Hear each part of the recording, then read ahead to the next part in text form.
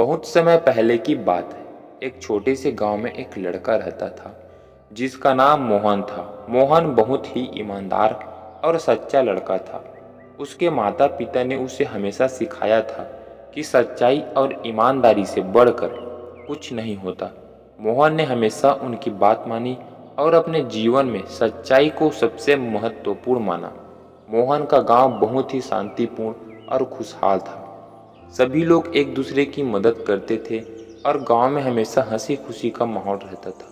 लेकिन एक दिन गांव में एक अजीब घटना घटी। गांव के मुख्य मंदिर में से एक कीमती मूर्ति चोरी हो गई।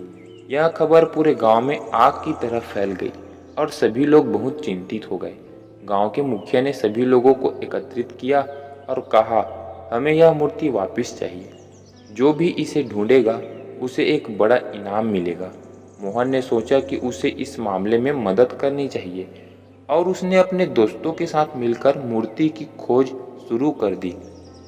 मोहन और उसके दोस्त गांव के हर कोने में मूर्ति की तलाश करने लगे। उन्होंने हर जगह देखा लेकिन मूर्ति का कोई सुराग नहीं मिला। एक दिन मोहन को एक अजीब आदमी दिखाई दिया जो गांव के बाहर एक सुनसान जगह पर कुछ छिपा रहा था। मोहन ने ध्यान से देखा और पाया कि वह आदमी वही चोर था जिसने मंदिर की मूर्ति चुराई थी। मोहन ने बिना किसी डर के उस आदमी का पीछा किया और उसे रंगे हाथों पकड़ लिया। उसने गांव के मुखिया को बुलाया और चोर को उनके हवाले कर दिया। मुखिया और गांव के लोग मोहन की बहादुरी की तारीफ करने लगे और उसे इनाम दिया। इस कहानी को विस्तार और गहराई से जानते हैं।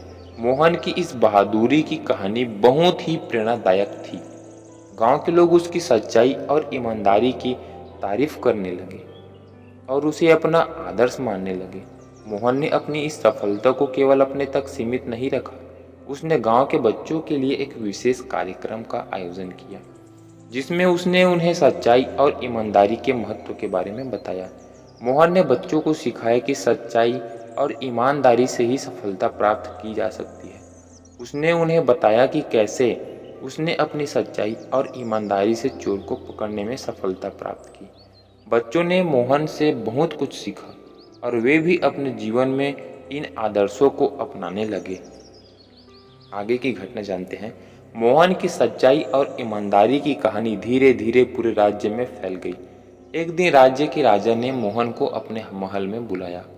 राजा ने मोहन से कहा, तुम्हारी सच्चाई और ईमानदारी की कहानी ने मुझे बहुत प्रभावित किया। मैं चाहता हूँ कि तुम मेरे राज्य के लोगों को भी सच्चाई और ईमानदारी का महत्व सिखाओ। मोहन ने राजा की बात मान ली और उसने राज्य के विभिन्न हिस्सों का दौरा करना शुरू कर दिया।